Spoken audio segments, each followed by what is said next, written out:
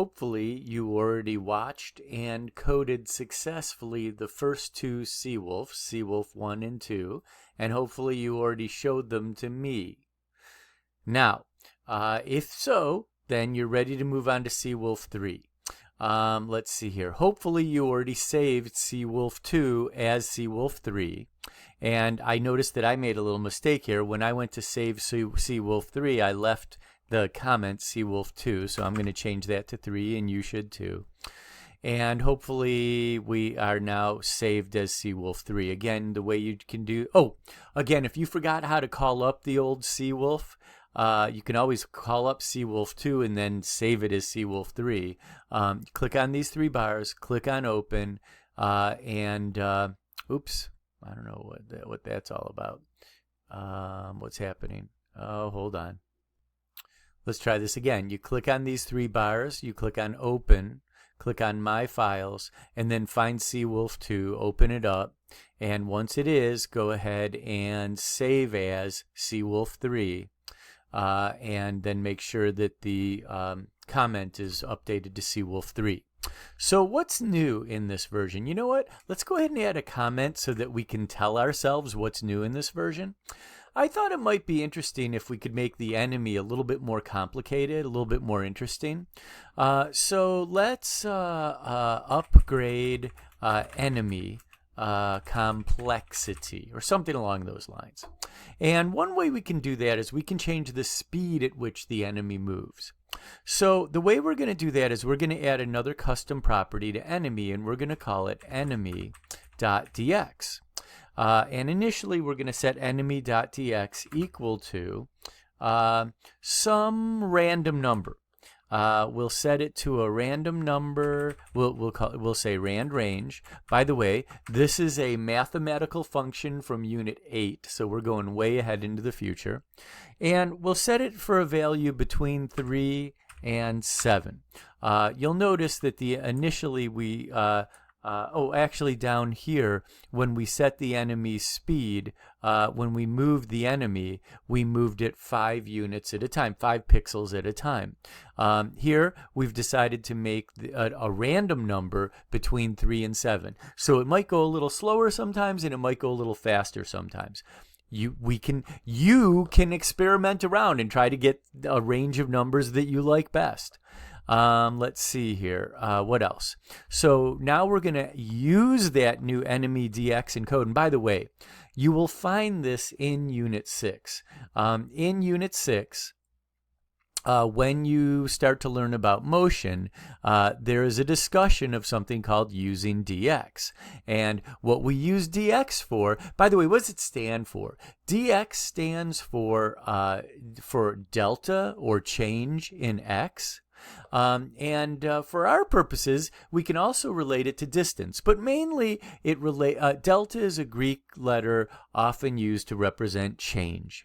So we're going to call dx the change in the value of x. Okay, so back to this.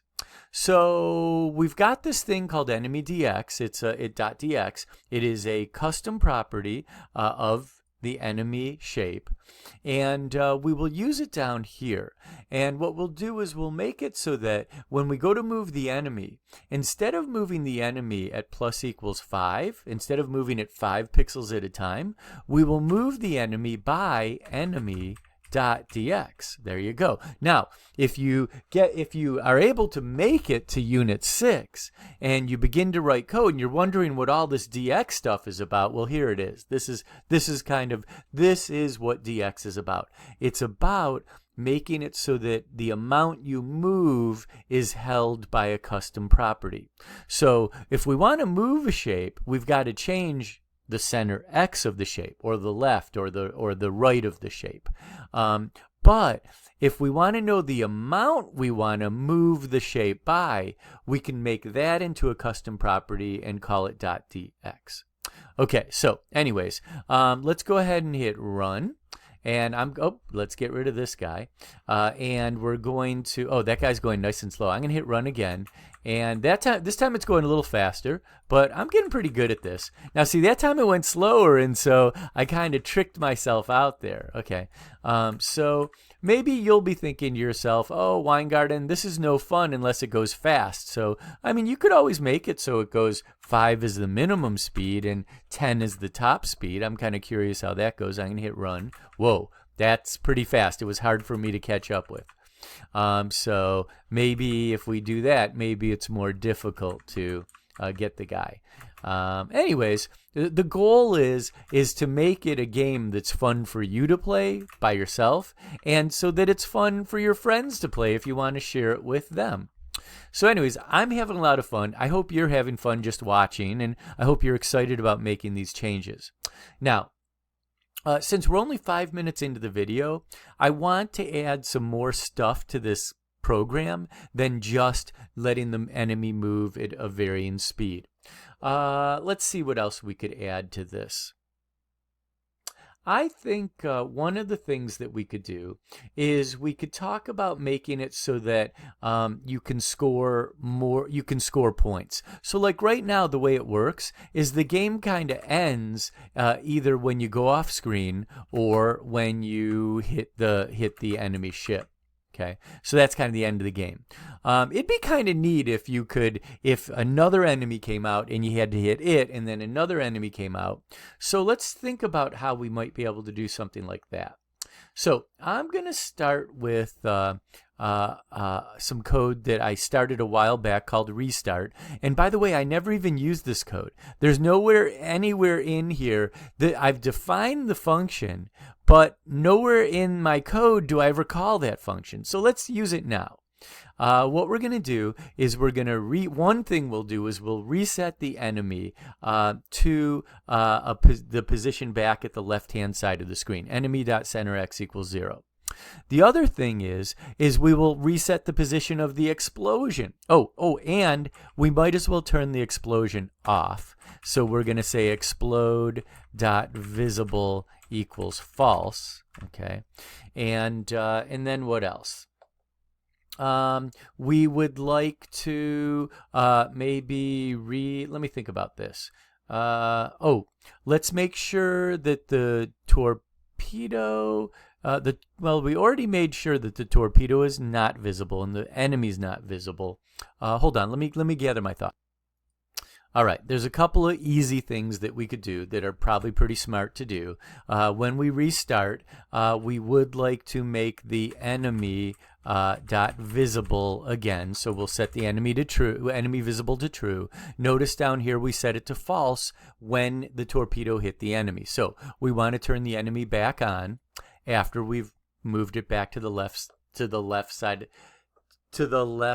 of the screen. Okay. What else? So we need to do those. And we might want to re-randomize the speed of the enemy. So I'm going to set enemy.dx equal to a new random number, and again maybe somewhere between 5 and 10, and that way every time I get a new enemy, I get the feeling that I have to adjust, and I can't just do the same thing every single time. What else? We set torpedo launch equal to true when we wanted the thing to be fired, but when we do a restart, we don't want the torpedo to be launched. So let's go ahead and set torpedo.launch equal to false, and that way the torpedo won't be launched. For the torpedo to be launched, for us to run fire torpedo, torpedo.launch must be true. So we're going to set it to false for now, and then when we press the space bar, that'll set torpedo.launch back to true. Okay, so that's some good stuff. What else? Enemy move. What happened was when the torpedo hit the enemy, we said stop moving the enemy. So when we go to restart, let's go ahead and let's set enemy.move back equal to true. Let's see, and that'll make it so that when move enemy gets called right here in onstep, it'll actually be able to do something. So I think that's most of it. Let me take another look and see if there's anything else I'd like to add. Okay, there was something else I was thinking about. Is right now, let's go ahead and give it a try. Let's do a trial run and see how it works. So I'm going to see if I can get it, if I can hit the target. Oops, I'm not doing so good. Let's try. There we go. Now, this is interesting because I was thinking it should, oh, okay. So I'm still not calling the restart function anywhere else in the code. I've only defined it. I'm not calling it. So if we wanted it to just run, we could put it down here in the onstep, but that doesn't make much sense because then it's going to start up immediately after the torpedo hits the enemy. So what we're going to do is we're going to add to the on key hold, we're going to add a check if R is in keys. We'll use the R key to restart the not necessarily the game, but to send another enemy out after we struck the enemy. So I'm going to go ahead and check to see if R got hit.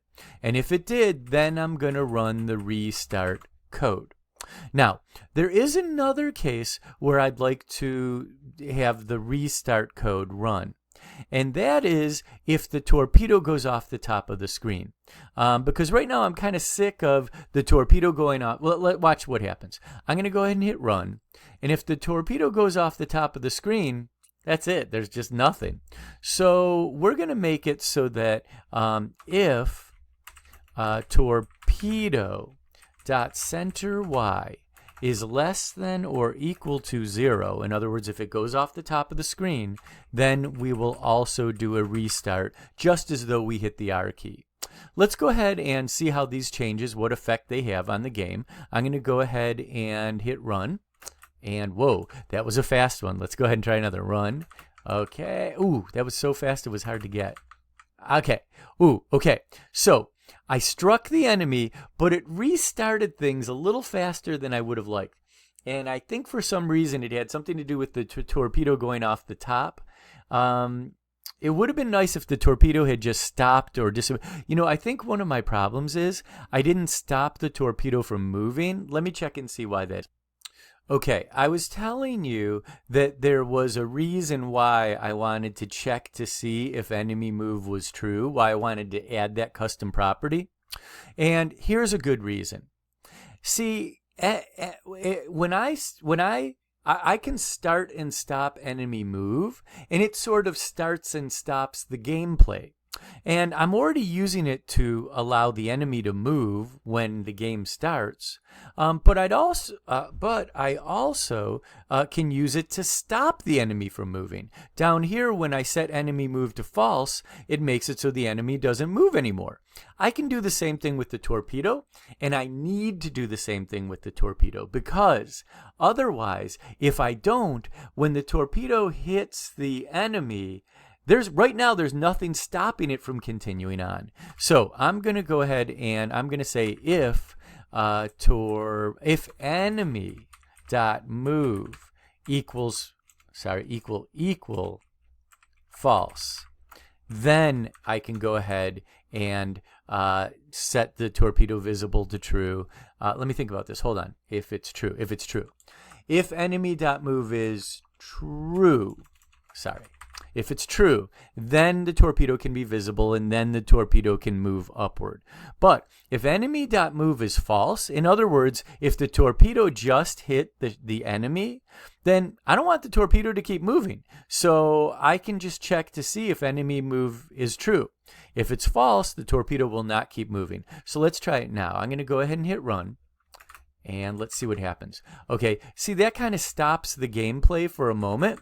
And now if I hit the R key, I get to restart the gameplay. And you can see that there's a problem. I need to reposition the torpedo where the player is, so let's do that. And I need to get rid of you struck the enemy. So let's do that. So let's see here. So when we do a restart, we would like to get the announce that's visible is true here when the torpedo hits the enemy. When we do the restart, let's go ahead and set announce dot visible equals false. and that will automatically turn off the "you struck the enemy" label, so it'll be gone. The other thing is when we do the restart, we want to make sure that the torpedo is back in the same position as the player, the Y position. So we're going to set torpedo dot center Y equal to player dot center Y. And while we're at it, let's also reset torpedo dot center X equal to player dot center X. That might eliminate some weirdness. Okay, and let's do that we'll do that before we set torpedo.launch to false, I think. I'm not sure the order matters. I'm going to leave it there for now. Okay, let's go ahead and hit run and see if this gameplay is smoother.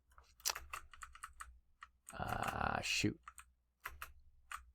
I'm having problems. Okay, first of all, I'd like you to notice that every time the torpedo goes off the top of the screen, a new enemy comes out. So already, that's pretty cool. Okay, now, the next thing is I'm going to hit the R button and then the space key, and I can play again. Oh boy, I don't know about you, but I'm super excited about this. I feel like I almost got a real video game going here. So this is working. So I can hit R and another enemy comes out.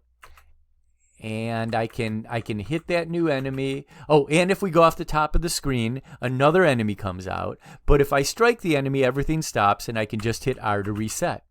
So I don't know about you, but I'm having some fun with this. I'm kind of thinking that when the game restarts, it might be a little bit more interesting if we restart the player at a random position on the screen, and maybe not too far to the right. Because if it's too far to the right, it's going to make things too easy. So maybe we should randomly start the player somewhere over on the left side. So let's go ahead and add that. And we're getting pretty close to the end of this video because we've done an awful lot. Let's see. You know, actually, we've done an awful lot. Let's not make any more changes. Hopefully, you've done everything that you need to be caught up to me in this video so far. And I'll just leave the code on the screen for a moment so you can double check if you're having problems. And then if you still can't find where you're having a problem, you can always call me over and I can try to help. Worst case scenario, we're going to go back to Seawolf 2 and I'm going to have you remake these changes. Okay, what I'd like you to do right now, it's already been saved as Seawolf 3. I would like you to hit, let's go ahead and hit these 3 bars and save as Seawolf 4. Hit save. And make sure that you update the comment to Seawolf 4 so we know what that is. And in a minute, we'll add, you know, what is going to be new and different about Seawolf 4. Again, we saved Seawolf 3 as Seawolf 4 so that we no longer are making changes to Seawolf 3. We want Seawolf 1 and 2 and 3 to be intact so that if we need to go back to them, there won't be bugs in them. Well, hopefully they were working for you. Okay. So anyways, in the next video, we'll pick up with Seawolf 4 and we'll make some additional changes. Make sure that you call me over and show me the results. And I may have some questions for you about how things work. Okay. You better be prepared to answer them. Otherwise, call me on over and then you can start on Seawolf 4.